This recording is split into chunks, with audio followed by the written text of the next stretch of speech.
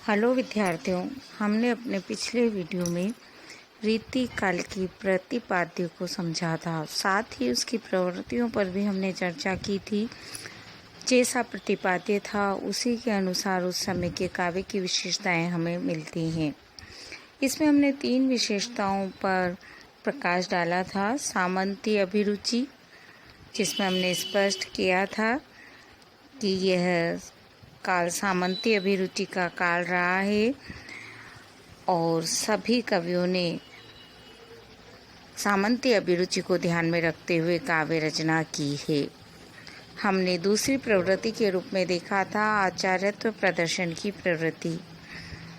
चूँकि राजर्षय प्राप्त करना प्रत्येक कवि का उद्देश्य था, इसलिए आचार्य प्रदर्शन उन्होंने किया है और इस हेतु अपनी रचना लिखी है, जिसमें उन्होंने प्रथम पद्य में लक्षण और द्वितीय पद्य में उदाहरण प्रस्तुत किए हैं। विस्तृत चर्चा हम कर चुके हैं, केवल हम आउटलाइन यहाँ पर देख रहे हैं।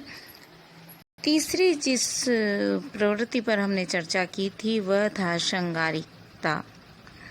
इस काल की सभी कवियों ने श्रृंगारिकता को अपनाया है, यहाँ तक कि जो भक्तिमय रचनाएं थी उसमें भी हमें ये देखने को मिलता है।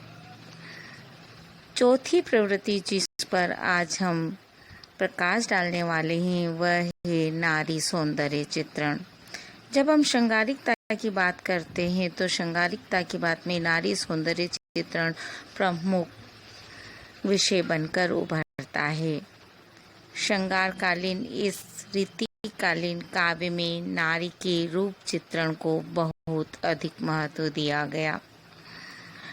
डॉक्टर हजारी प्रसाद द्विवेदी ने इस संबंध में लिखा है कि श्रृंगारकालीन काव्य में नारी कोई व्यक्ति या समाज में संगठन की इकाई नहीं है, बल्कि सब प्रकार की मर्यादाओं के बंधन से यथासंभव मुक्त विलास का एक उपकरण मात्र है।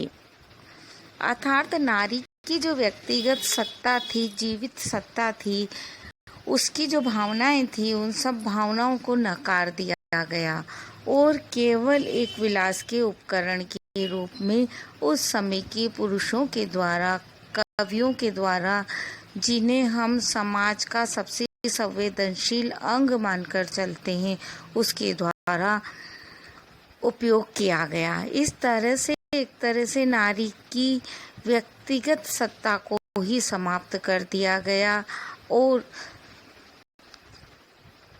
इस प्रकार नारी मर्यादा को समाप्त करके जैसे समाज को हमने एक रुग्ण मानसिकता से युक्त कर दिया। ये इस समय की ऐसी प्रवृत्ति है जो हमें बाध्य करती है ये सोचने के लिए कि उस समय काव्य का स्तर कितना गिर गया था। देव ने कहा है, कौन गने पूर्वन नगर कामिनी एके रीति, देखत हरे विवेक को चित्त हरे करी प्रीति। इस तरह से नारी जिसे माता का मानकर पूजा गया है, जिससे शक्ति ली गई है, सरस्वती मानकर जिसकी आराधना उस समय का कवि कर रहा था, उसी मात्र स्वरूपा सरस्वती को, उसी शक्ति स्वरूपा दुर्गा को उन्होंने जब मूर्ति रूप में देखा तो उसकी पूजा की है और जब वास्तविक रूप में वो सामने थी तो उसे केवल वासना के रूप में देखा है। हमें इस बात को ध्यान में रखना होगा और इससे ये स्पष्ट है कि नारी की विशेषता उनकी दृष्टि में कुछ नहीं है, यह केवल पुरुष के आकर्षण का केंद्र भरे। श्रृंगार काल में नायिका भेद निरूपण में भी कवि सर्वत्र रूपवती नायिका का ही वर्णन करता रहा है। इसके माध्यम से हम यहाँ कहना चाहते हैं कि श्रृंगार काल में रूपवती नारी विलास का साधन मात्र थी, जीवन का एक विश्राम स्थल जहाँ सभी प्रकार की दौड़ धूप से शांत हो। पुरुष नारी के मधुर अंचल छाया में बैठकर अपने दुखों एवं पराभवों को भूल जाते हैं।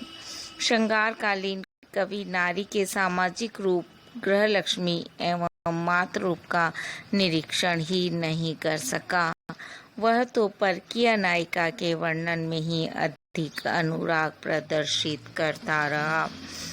विलास की साधन नारी के रूप सौंदर्य के प्रति कवि की आसक्ति को आचार्य हजारी प्रसाद द्विवेदी ने उनकी रुग्ण भावना का द्योतक माना है, जिसमें हम पूर्णतः अपनी सहमति रखते हैं।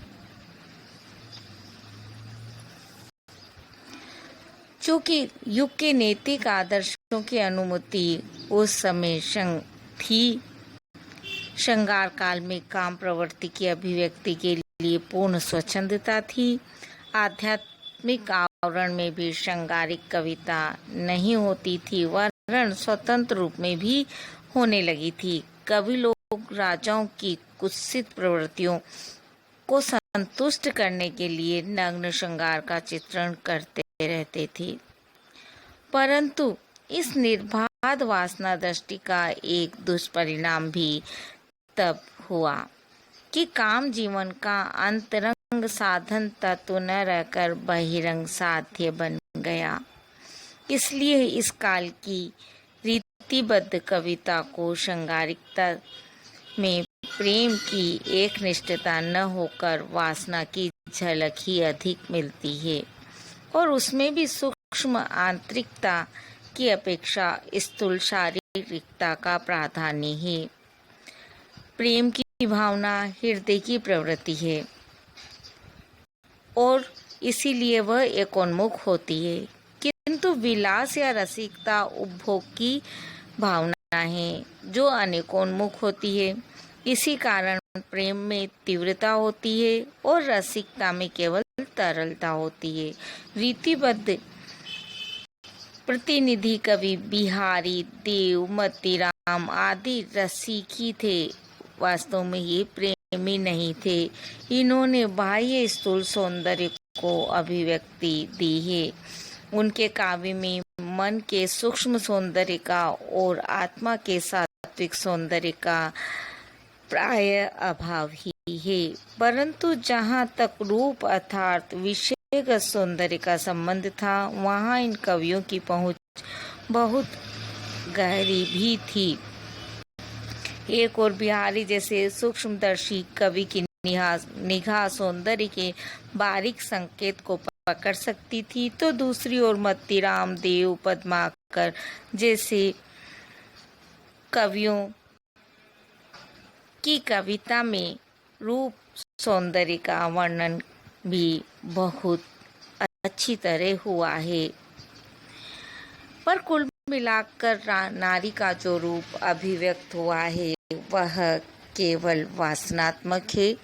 उसमें हमें कहीं आंतरिक सौंदर्य या कवि की स्वच्छ प्रेम भावना नहीं दिखाई देती।